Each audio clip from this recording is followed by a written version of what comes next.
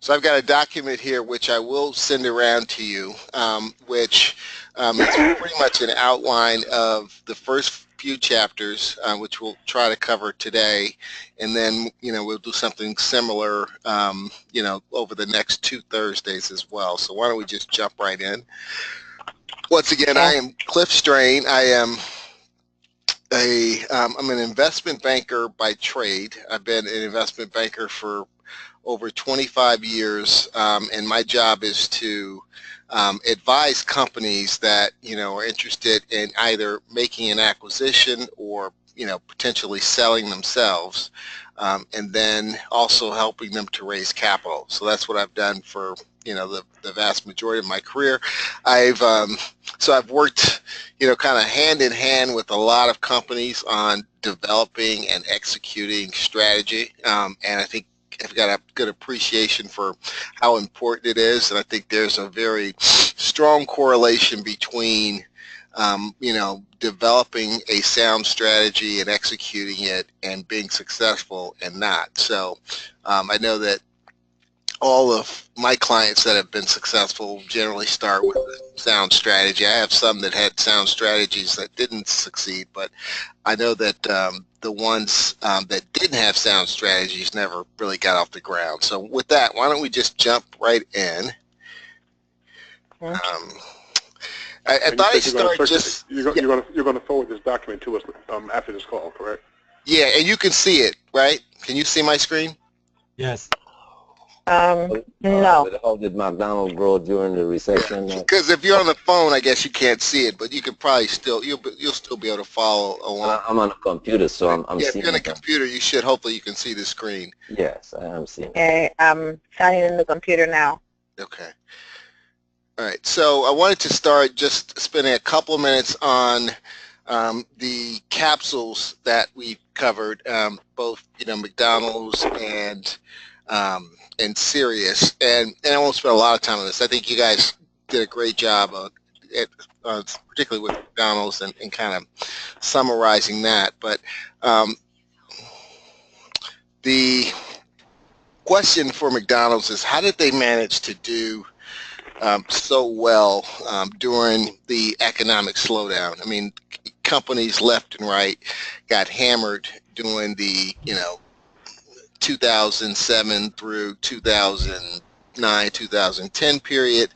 The economy was definitely in the dumps, and there were a handful of companies here and there that actually thrived during that period, and McDonald's is one of those. And it just begs the question, how did they manage to pull it off?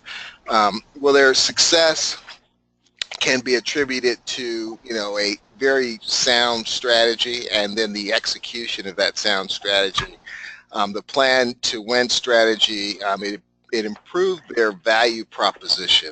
The value proposition is, what are you offering your customers for the price that you're charging them? And they came up with a strategy that was very appropriate for that point in time, very appropriate in a recessionary environment with a lot of their value priced offerings, and they benefited from that. They also improved their business model to ensure profitability. So they didn't just offer you cheaper products, they also rationalized their cost structure so that they could still make money. I mean, you've got a lot of companies that are great at cutting their prices, but they're not so great at also then rationalizing their cost structures so they could still make money. But McDonald's did a great job of that. The overall focus at McDonald's was being better, not just bigger, and I think we could see the impact of that. I mean, they did make a conscious effort to improve the quality of their food, not just maintain or lower prices. And the approach illustrates the importance, as I mentioned earlier, of focusing on increasing revenue, but also at the same time maintaining or decreasing costs as well in order to optimize profits. Their strategy was definitely well matched to the slow industry and competitive conditions. Their revenue of 22.7 billion and net earnings of 6.8 billion. I mean, those are massive numbers. Demonstrates the strength of the value proposition. It demonstrates that customers were, ringing the till left and right, but also demonstrates that they manage their costs very well, because 6.8 billion of profits on 22.7 billion of revenue is a good return on those dollars that were coming in the door. They employed a best cost strategy, and some could characterize it as low cost. I think somebody characterized it as differentiation, but it's really a best cost strategy, trying to provide the best product for a very reasonable cost. Did they pass the 3 tests? They passed the fit test, absolutely. The competitive advantage test, absolutely. They increased market share and grew their profits in a weak environment. And the performance tests, absolutely. Once again, they continued to increase profits in a very weak environment. Next is Sirius versus Pandora versus over the air, and I think a lot of you have posted. I think some have yet to post, but will post. This is a very kind of interesting case study because. Before we, can I ask a question? Sure. Would we consider like McDonald's a recession-proof kind of business, even in an economic downturn, or is that the kind of business that would be more or less sustainable during this worldwide economic catastrophe that we had? Is that there's some businesses that are considered recession proof, in that the recession hits and they make it through. They may feel some impact from it, but overall they do okay, and those are recession proof companies. Then you have some that are counter cyclical, in that they actually benefit from a slowdown in the economic environment.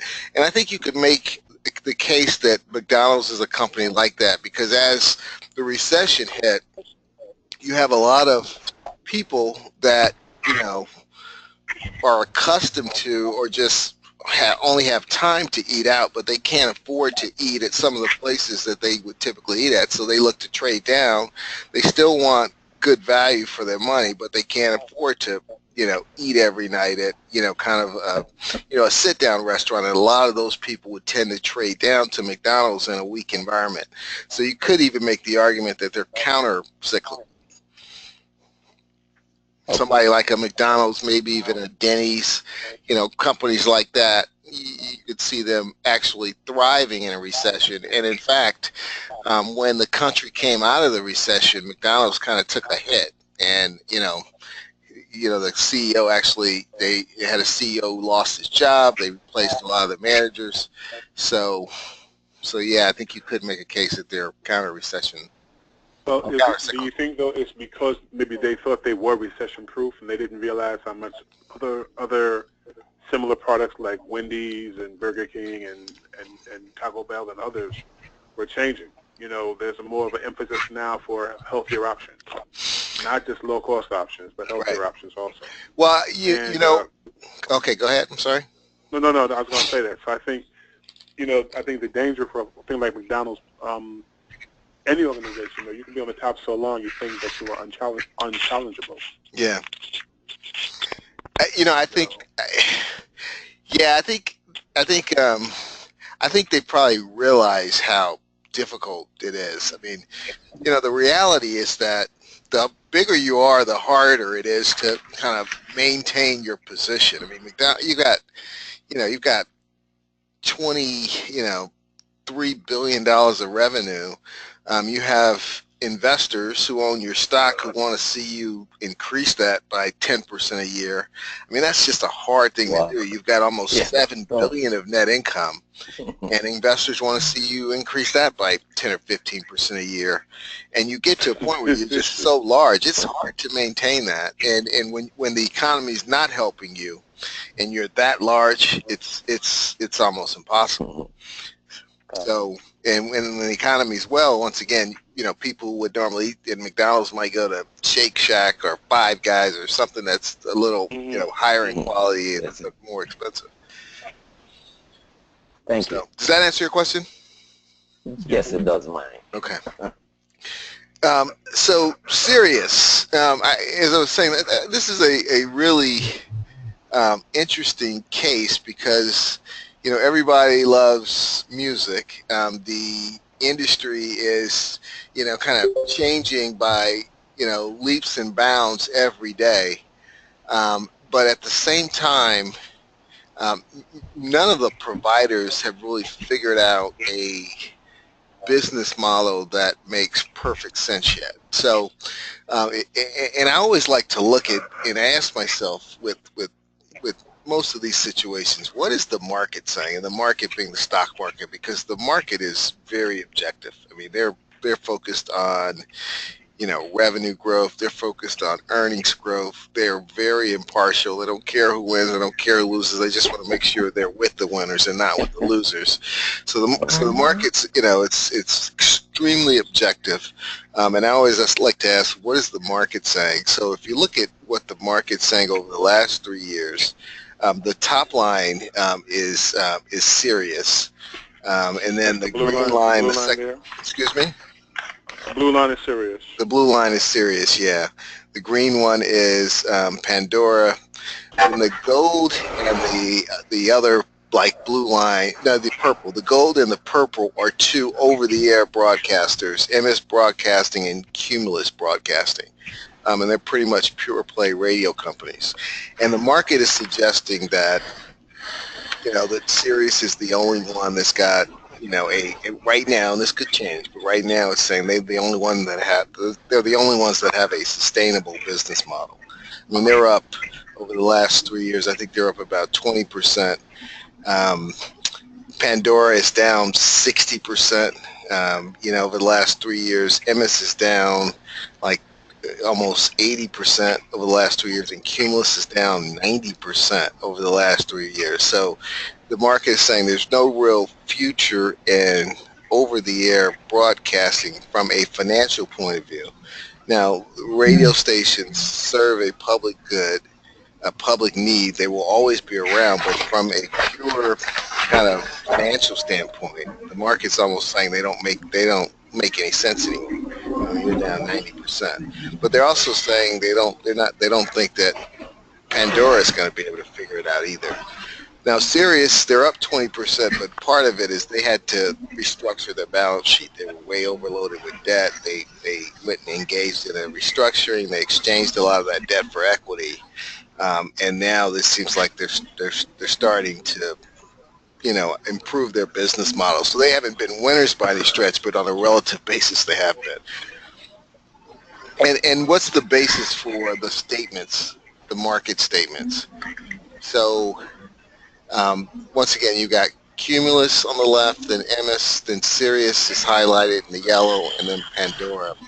So on a sales basis, Sirius is much larger than the other guys. They've got, you know, almost $5 billion in revenue. Cumulus and Pandora each just over $1 billion. The second line is what we refer to as operating cash flow. So, you know, the cash you generate from the operations of the business. Sirius generates about $1.7 billion on $4.9 billion of revenue, which is pretty decent. That's a 35% margin. Pandora doesn't even make money at the cash flow level, and that's pretty bad. I mean, they're losing $200 million on the cash flow line. MS is barely profitable, 36, and then Cumulus is still generating 200 plus million at the cash flow line. Market capitalization. So how does that revenue and cash flow profile translate into market value. Market capitalization is the value of the company's equity in the public markets. If you add the company's long-term debt, you get the total enterprise value. So the total Professor, enterprise. can you repeat that, please? Excuse me? Can you repeat that, please? So market capitalization is the value of the company's, all the company's equity in the trading market. So if you multiply the shares that they have outstanding times the share price where the share is trading, you get the total market capitalization. Okay. And then if you add the debt to that, that's the company's total capitalization, or also known as total enterprise value. That's what the whole company is worth on a market value basis. So Cumulus is worth, $2.2 billion, but that's all debt. They have no equity value, and they're just, I mean, the debt at $2.2 billion is 10 times their operating cash flow of $212 million. That number is double what it really needs to be. So they're going to have to restructure, and that's why there's no equity value left. So they'll either restructure in or out of bankruptcy. MS, debt there is still very high, $239 on just $36 million of operating cash flow. So they'll have to restructure as well. Sirius, once again, they've already restructured their balance sheet, so they've got, a reasonable balance sheet. They've got $5.5 billion of debt on $1.7 billion of cash flow. That's a reasonable number. And the market's rewarded them. They've got, the shares are appreciating again. And so they've got a relatively good financial profile. And then Pandora's just, it's just a mess.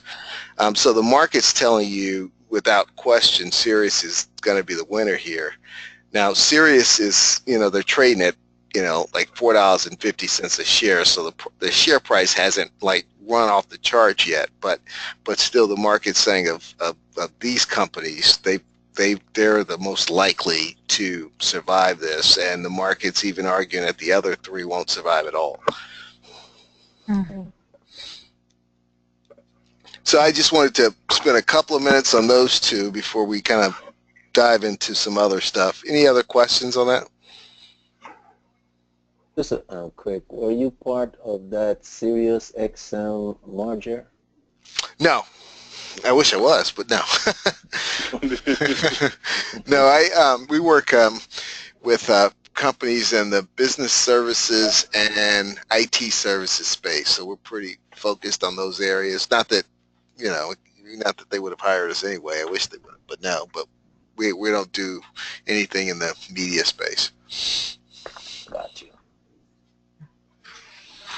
But and the merger was all part of the restructuring. They had correctly concluded that they couldn't make it on their own. I mean, Sirius and XM were beating each other over the heads with promotion after promotion after promotion, and both really money.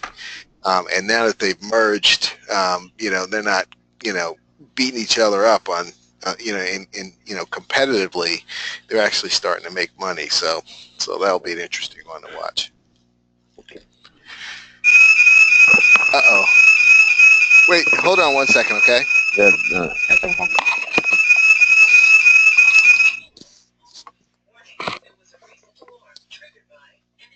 John, that's your car getting off there, your alarm. Did you say that? No, I said if that's your alarm going off. Sorry, my son opened the door and triggered the alarm. So what is strategy? In order to kind of develop a strategy, there's some critical questions that you have to ask. One is, as a company, what is our present situation? Where do we want to go from here, and how do we get there? And then there are a series of hows that you also have to ask in developing a strategy, which is a specific strategy, which is how do we outcompete rivals? I mean, at the end of the day, in order to succeed, you're going to have to outcompete those closest to you, how to respond to economic and market conditions, growth opportunities, how to manage functional pieces of the business, and then how to improve the firm's financial and market performance. So your strategy should be designed to answer those questions, and if you're not close to answering those questions, you're going to have some some holes, I'd say, in your business model. Identifying a company's strategy, and you guys can look at this closely when I send it around, but strategies designed to address and identify some of the actions you need to take to gain sales and market share. There are a bunch of things for people who don't have their computers on. There's a diagram with a bunch of things, a bunch of actions that a strategy is designed to address. That's on this, that I won't go into, but actions to enter new markets, actions to capture market share, to strengthen market standing, strengthen competitiveness, and so you'll be able to take a look at that when I send it around. What's a competitive advantage? Meeting customer needs more effectively with products or services that they value more highly or more efficiently at lower cost. Example, as an example, Apple has been far more adept at meeting customer needs for smartphones than BlackBerry. That's just one example. Google has been far more adept at serving customers' needs in the search area than Yahoo has been. So they have a competitive advantage. What's a sustainable competitive advantage? It's giving buyers lasting reasons to prefer a firm's products or services over those of its competitors. iTunes and the App Store have contributed immensely to Apple's strengthening position relative to BlackBerry. Once again, hold on. What are you doing? No, go to bed. Building a competitive advantage. Okay. Yes. Was there a question? Okay. Building a competitive advantage. There are a bunch of ways to achieve a competitive advantage, striving to become the industry's low-cost provider, such as Amazon has done, outcompeting rivals on differentiating features, which is something that Google's done with their smartphone, more so with their Android software, as an example. Focusing on better serving a niche market's needs, something I say here that Chipotle had done before they ran into major problems with with serving bad food. Offering the lowest, best prices for differentiated goods, best cost provider. Hyundai is actually a good example of that. They came to market years ago with a low cost strategy. We're going to provide the cheapest car that we possibly can, but it was also cheap in terms of quality. And then along the way, they made a shift and decided, they were going to be a best cost provider. They improved the quality of their cars quite substantially. They hiked their prices, but not nearly as much as they improved the quality, and they're best cost provider now and doing a good job. How to create a sustainable competitive advantage: develop valuable expertise and competitive capabilities over the long term that rivals cannot readily copy. The example that I love to use is Google. I mean, they've got 90% of the search market, and somebody will come up with some technology that's designed to challenge them, but they have such a huge lead. They generate so much revenue and so much cash flow from their search capability, a lot of it that they pour back into their search business, that it's going to be really difficult for somebody to catch up. I mean, Yahoo put a lot of money into their search business and just haven't been able to kind of crack the Google code at all. There's another example we list here. As AT&T and Verizon continue to add cell towers and improve quality of cell phone service, it will be harder for smaller firms to compete, even though I know Sprint's saying that they're close to them on a quality side. I don't think that's the case. And I don't know how they come up with that 1% thing, but I don't buy it. I think the reason that they're saying that is that they hired the guy from Verizon. Yeah, they did. They did. And you know. But it sounds like it's very funny too. Yeah, he is. but I still think there's a quality gap, but we'll see. The relationship between strategy and business models, strategy, you develop your competitive initiatives and business approaches, and then business model more speaks to your ability to make money, your value proposition. What are you offering customers for the price that you're charging them? And then the profit formula is, how do you generate actually profit from the product that you're offering at the price that you're offering? And if you don't have a business model that does that, then you've got a problem. I'm working with a company now that's growing pretty rapidly. They've grown their sales over the last 2 years by, almost 90%. I mean, they're growing like a weed, but their operating income this year is lower than it was 2 years ago when they were practically half the size.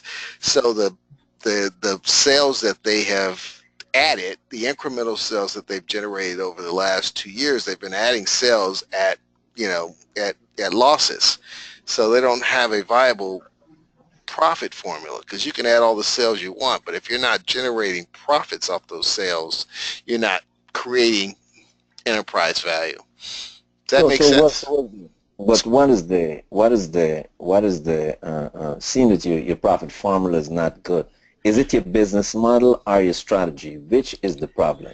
Well, it's either it could be a number of things. Your product could be mispriced. Maybe you need to increase your prices. Your cost structure could be all messed up, given the size of your company and the business you're in. Or you could be like, Cumulus, MS, and Pandora in a business that doesn't really lend itself to a sound profit formula or business model at this point in time. I mean, in that business, there's so many companies that are giving things away for free that it's just going to be hard for all of those companies to get to a point where they're making money. They're going to be a couple of winners, but I think there's going to be a big shakeout, because there's so many things that you can get for free. There are not enough people that are willing to pay for the premium services that they're offering, and they make all their money on the premium services. Is it also true, because there is this perception, I should say, that your business, it takes about 3 or 4 or 5 years before you start generating a profit, or this is something that could be realized from like the first year or second year?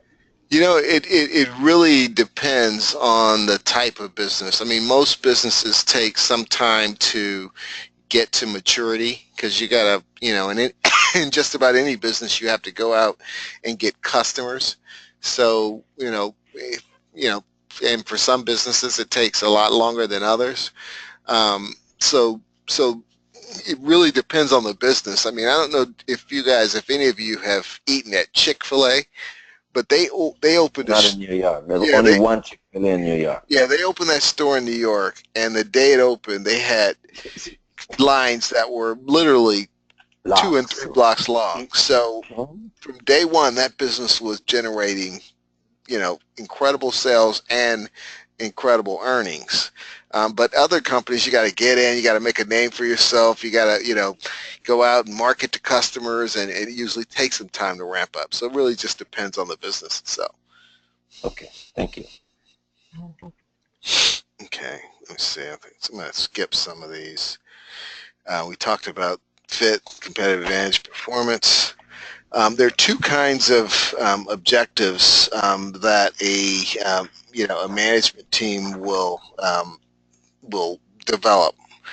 Financial objectives and strategic objectives. Financial are just that. I mean, they're numerical. They're very objective. You know, you may start a year with a goal of increasing your sales by X%, increasing your operating income by X%, increasing your earnings per share by, blank percent.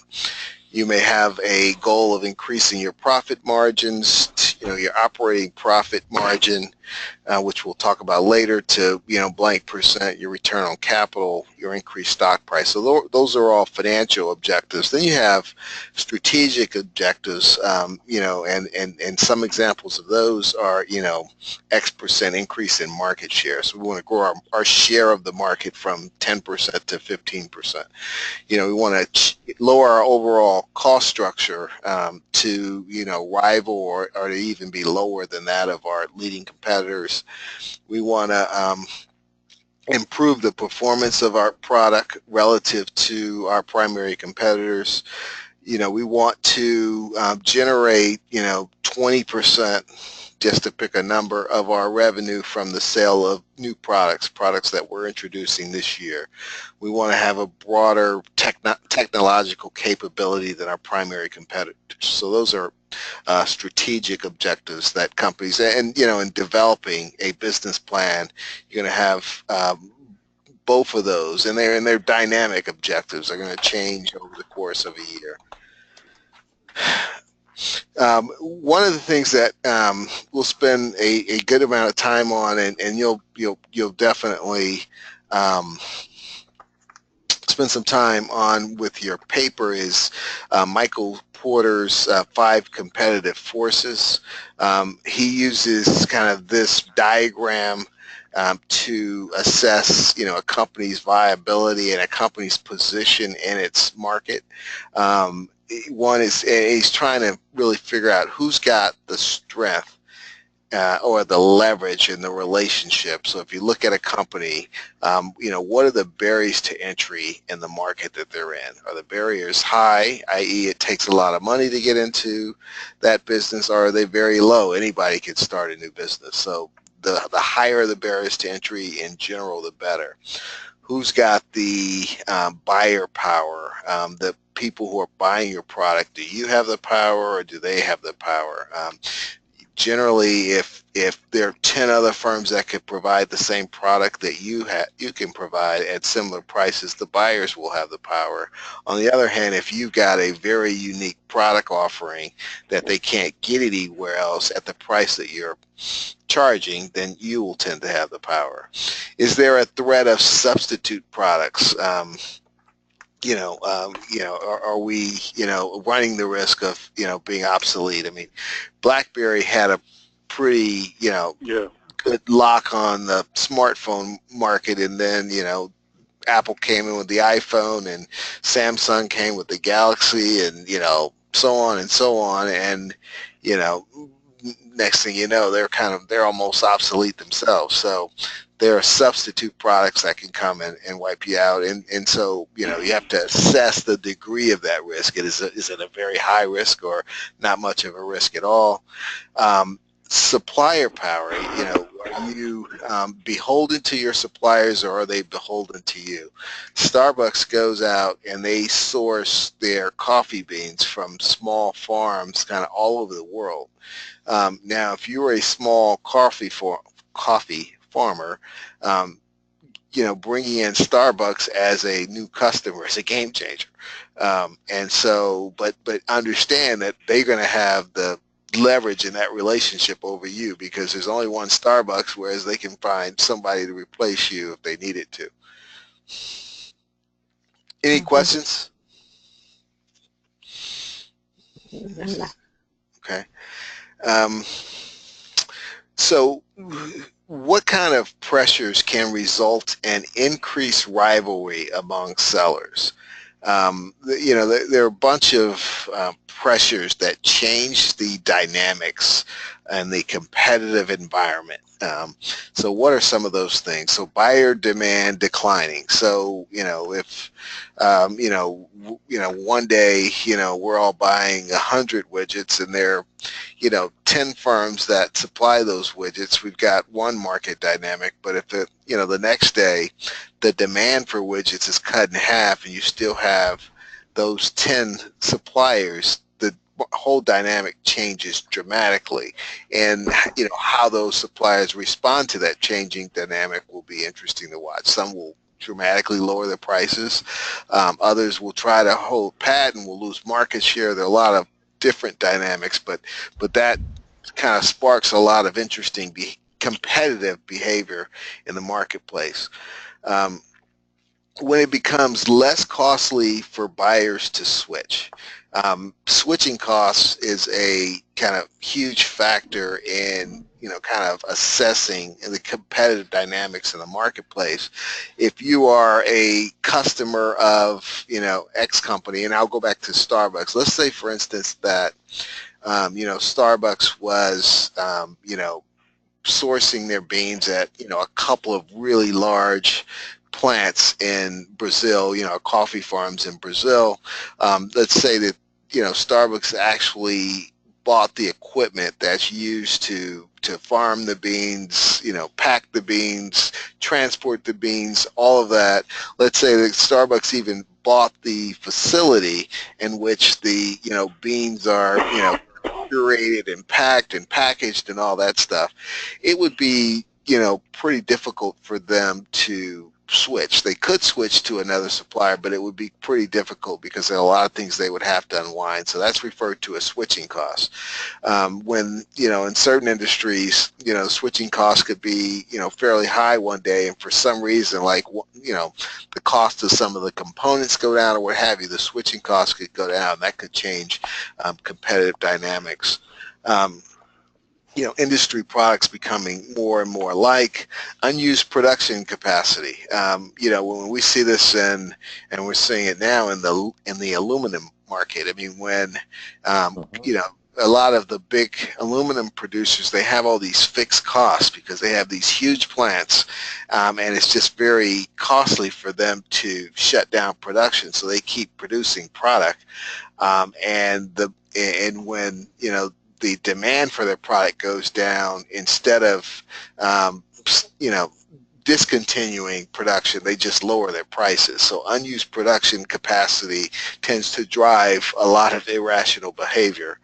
High exit barriers stop some firms from exiting. So just kind of cut through that. Competitive pressures. So what are some of the competitive pressures associated with new entrants? And that's new entry. When I spoke about it earlier, barriers to entry is a huge factor in trying to assess the attractiveness of a market. Everybody loves, restaurants, but, more often than not, as many restaurants fail as the ones that succeed.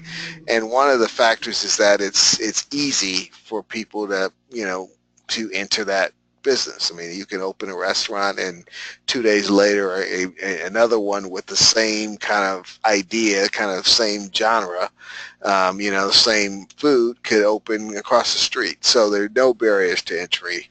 On the other hand, if you're Verizon Wireless and you've got, towers all over the place that you pay billions and billions and billions of dollars to lease, it would be hard for Cliffstrain, cell phone to come in and really, make a dent in your market share because it takes so much capital, and that's a huge barrier to entry. So that's almost at the other end of the spectrum. I mean, for going back to Google for their search business, I mean, it would be, it's not impossible because technology changes all these businesses daily, but it would be difficult for somebody to come in overnight and really put a major dent in their business, given everything that they've invested in the business and given the head start they have and the intellectual capital that they have in that business. So the barriers to entry are extremely high. One of the other keys is just the capabilities and the resources of the potential entrant. It would be hard, it would be impossible for me to become a, viable competitor to Verizon in the, cell phone space. But, we see that, some of the large, very capital-rich companies are getting into that space. They've got the resources to do it. So even though the barriers are really high, they can overcome some of those barriers because they're very liquid. I mean, we saw that in the cable business. I mean, the barriers to entry in cable are really high, but then you've got companies like, Google, who, got, $1 zillion of cash on their balance sheet. Apple's got $1 zillion of cash on their balance sheet. Amazon and the like, and they can go into those markets understanding that the barriers are extremely high, but they've got their resources to overcome some of that. What are some of the barriers, the specific barriers that new entrants face? One's economies of scale. So once again, if we're widget manufacturers and, Joanne's got a business and she manufactures 100 widgets and I've got a business, I manufacture one, it's going to take me a long time to get to the point where, I'm selling 100 widgets, and the question is, can I remain viable long enough and absorb enough of those losses to get me to the point where where I'm of, comparable size to her? Because at 100 widgets, she's making much better money, all things being equal, than I am, producing one widget. Learning curve, once again, you go back to Google, their experience in search. I mean, they built up so much institutional knowledge in that business, it would be very difficult for someone to replicate that. Unique cost advantage of industry incumbents, that goes back to Verizon Wireless. They've got, cost structure advantages that it would be hard for a new person to overcome. Unless the new person comes with a technological advantage or a new technological offering that will offset. Yeah, exactly. Strong brand preferences. Brands are important. Brands are important. Brands resonate with people. So if you've got brand equity, that goes a long way. I mean, one of the companies we'll talk about in this course is Costco. I mean, Costco's got a lot of brand equity with their customers. Customers, kind of love the product offering, are very loyal to them. And, it would be hard for someone to just come in and just come in and replace them, given the, brand equity they've built up with their customers. High capital requirements, we'll talk later about restrictive government policies as well. What are some of the competitive pressures from sellers of substitute products? Can you guys think of a company that had a reasonable market share, or reasonable presence in the market, and then they were replaced by a substitute product? Sony. Great. Sony, I think, used to be a go-to. That's a great example. For consumer electronics. That's a great example. And Sony had the Sony Walkman, and they were literally the market. They were the only ones. They had the Walkman. They had a dominant position. That might be the best example we can come up with. I mean, they had a dominant position in handhelds. They should have, I don't know how they missed it, but they should have been the first one to come up with, MP3 player and then the smartphone, because they had, not only did they have the Walkman, but they also had the artists too. I mean, they had the content, they had everything. They had the music, and they were the only ones with these small devices. And somehow, there were a couple of products that came in and trumped them, substitute products that came in and trumped them and wiped them off the market, off the face of the earth, pretty much.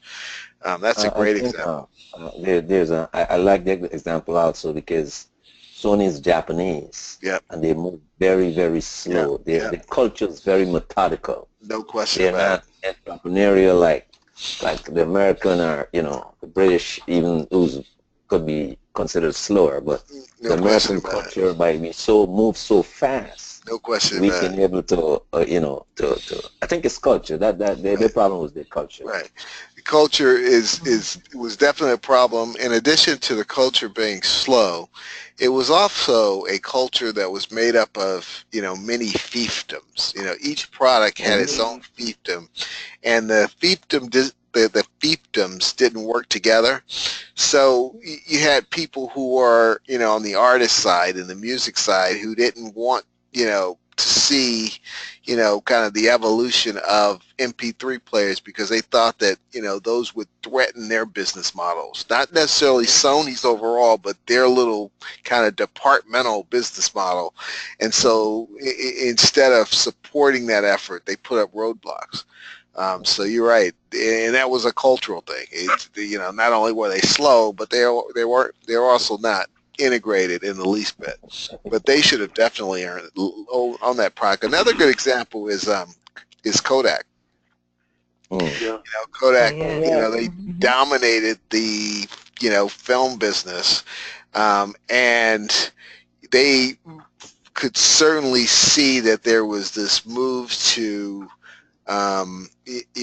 away from film, and they absolutely saw it, but they were so afraid to lose kind of the cash cow that they had that they made a decision not to invest in new technology with some of these new cameras. They should have owned that business as well. They were there first. They had a business that was actually generating a lot of cash that they could have used to, kind of invest in newer technologies with cameras. They had the brand name. They had everything. They should have dominated the space. Shutterfly, that should have been Kodak, all this stuff, because they had such a head start and such an advantage. But, they kind of put their head in the sand and lo and behold, a few years from now, people won't even know what Kodak is. So, yeah, I think, Kodak, even when Polaroid came along, yep. They began to take huge chunks out of Kodak. No question. People preferred the quick turnaround of I can see my picture in 60 seconds. Absolutely. Versus it may not be the greatest quality in the world, but I don't have to wait till I shoot the whole roll of film, take it somewhere to get it developed, and pay all this extra money for things. Absolutely. I can see it right here, right now. Yep. And, You're right. And so I think they began to see, and as I think one of the things we're talking about is companies. I think a part of it is they really feel like they've established a kingdom that is insurmountable. Yep. That nobody can really take them down. Yep. And they're not hungry yet. They don't look at that as obstacles. They think they can weather any storm. Yep. Yeah, and Jeff, I just saw your comment. You had relatives at Kodak. I knew some people that worked there for them in Rochester too, and it's amazing because they owned Rochester. They were Rochester, and then when they fell on hard times, it had a very adverse impact on that town. But yeah, it's pretty amazing. I mean, Kodak was one of the strongest companies in the world. I mean, without question. Let's see, buyer switching power. Let's see. One of the things we're going to talk more about down the road is constructing a strategic group map, and it's really exactly what it sounds like. It's taking a bunch of companies that are in a given sector. So whatever sector you're in, you're going to take all the companies that are in that sector, and you're kind of mapping them from a strategic standpoint to figure out how you compare to some of the other folks in the sector. And you're going to have, different things that you are considering and, and generating this map. But, some of the things are, price and quality, how do we compare or how do we stack up on, the price of our products versus this group of competitors? How do we compare on a quality spectrum versus our group of competitors. Geographic coverage, where do we sell our products versus our competitors? Are we nationwide versus a lot of regional players? Are we regional competing with a bunch of national folks? How wide is our product line versus our competitors? The degree of service, the distribution. How do we, stack up against our competitors in terms of different distribution, vertical integration? I mean, what you really have to decide is what are the key success factors in our industry? Is it price? Is it quality? Is it geographic coverage? Is it breadth? Is it, distribution? And then you're going to have indices that reflect those different things, the important things, and then you're going to kind of plot yourself against some of your competitors, and for the people on the computer, they can see the strategic group map in the retail sector, and so on the vertical axis on the left we've got price / quality from low to high, and then on the horizontal axis we've got geographic coverage from few localities on the left to many localities on the right. The size of the bubbles indicate the size of the companies, and generally in this case it's the size of sales. So you got the bigger bubbles, it's the bigger company, the Walmarts and the Kmarts, versus the smaller niche providers, the Gucci's, Chanel and Fendi's. So here we see that on the left, in terms of price and quality, you've got Neiman Marcus and Saks Fifth Avenue. They've got the highest quality products at the highest prices, but they also have very few locations. So it's a niche offering relative to Walmart and Kmart that have many locations, and they're lower on the quality scale and also on the price scale. And the way this is used, so let's say you're Macy's, Nordstrom or Dillard's. You're kind of, middle of the road on price and quality. You have few locations. You're trying to figure out, where do we want to be? We see where we are. Is that where we want to be? Do we want to go up the, quality, kind of chart like Hyundai did? Do we really want to increase the quality and maybe, gradually increase the price of our goods to compete more with, not necessarily Neiman or Saks, but maybe someone at the kind of the lower end of that? Or do we want to just go out and roll out a bunch of stores, keep our price and quality the same, but, roll out a bunch of new locations? We think that there's demand for our product that we're not, currently meeting. So that's what these strategic group maps are used for, but they're pretty effective for that purpose. So let's see, we're running out of time here, so let me just kind of run through this. The other thing I wanted to cover is there's some key financial ratios that we will discuss in this course that you'll see. I'll send this presentation around and you see them, but some of the key ones are, gross profit margin, is just simply sales less the direct cost of the product. Operating profit margin, it takes into account some of your, selling and, general and administrative expenses. So it's the margin after you take that into account. Then the net profit margin is just net income over revenue. Earnings per share, profit after taxes, or net income over the total number of shares outstanding. We've got debt ratio, which is how much debt we have relative to either our assets or relative to the cash flow that the business generates. So there are a bunch of different ratios, and you'll get to take a look at that. We'll actually get a chance to work through some of these over the course of our next few weeks, and then we're going to spend a lot of time on, SWOT analysis, which is analyzing a company's strengths, weaknesses, opportunities, and threats to try to come up with an overall assessment of a company's positioning and its, and where it's going. So I think that's about it. So I think the other things we'll be able to cover them in more detail next week. But also, when I send this around to you, if you have any questions at all, you can send those back to me as well. But that's kind of a snapshot. Any questions? I know, Joanne, I saw a note that you wanted to chime in. Are you there? I saw a note. Yes, I'm here. Did you have something that you wanted to add? No, it's it's okay. Okay, all right. Any other questions? No. Okay. Well, no, right now. You hear me? I can hear you. Yes. I'm so excited, guys. This is the first time I do this. Okay, good. Is that Christina? Hi, Craig. Hey, Christina. This is so cool. Oh, good. Hi. Listen, Professor, I'm usually not lost for words. You usually can't shut me up, but this is like so cool. Oh, good. Oh, good. Well, All right, I'm sorry, guys. I know you guys probably want to leave. I'm just excited I could do this. well, I'm glad. I'm glad you're excited. I'm glad you were able to join. I'm glad you were all able to participate, and I look forward to continuing to work with you.